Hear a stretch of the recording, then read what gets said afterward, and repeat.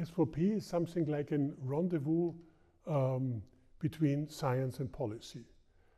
If a love story emerged afterwards, depends on different circumstances. Nevertheless, S4P means transfer of scientific expertise to politicians, to ministries, or functionaries in government or political parties. It's something like a mediation between science and policy. Science for policy helps sharpening the political question, analyzing the initial situation, and providing political options. Political option is important for me. I say, give the politicians a chance to decide about political options and don't try to develop your specific political program. We are staying outside the direct political sphere. We give advice, but we do not decide. Is EASAC also something specific on the European level?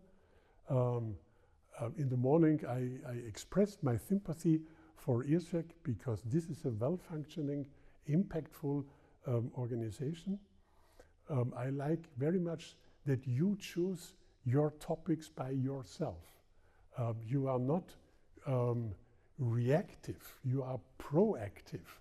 You think about which topic could be an interesting topic in the next, let's say, 3 or 5 years. And then you try to get quality in your reports, high quality reports, understandable and easy to read. The crisis in politics is evident, and many politicians think, believe, hope, if they put science into their policy-making process, they can gain trust. If it's true, it will be shown. What we are doing in Austria, we have installed something like a science barometer. Every year we are asking a representative survey in Austria, do you trust in science? So we have a time series, how it changed, how it linked to COVID crisis and so on. And in the last science barometer, we ask also the people, do you trust in institutions? Do you trust in universities, in the Academy of Science, into law, into military and so on? And I put only here 2 numbers. Trust in universities and the Academy of Science is around 86%, quite satisfying, fine.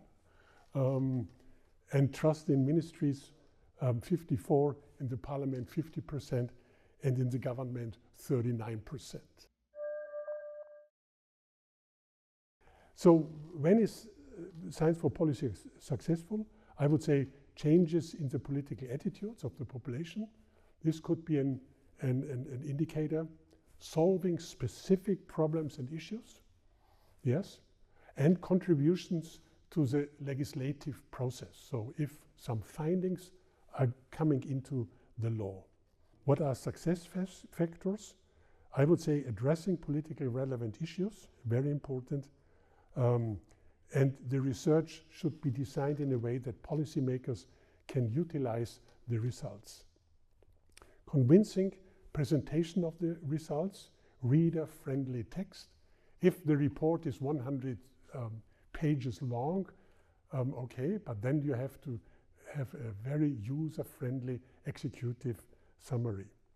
And develop only a realistic policy recommendation. If you say we have to change the culture of taking part in public transport or something else, so changing culture is not a realistic policy option. So if persons go into that, they have to think a little bit more politically what is possible and what is not possible. Media relations are crucial to reach policymakers, how directly you can criticize politicians whom you want to give some advice. On the other hand, if you say nothing, then you're not interesting as a person.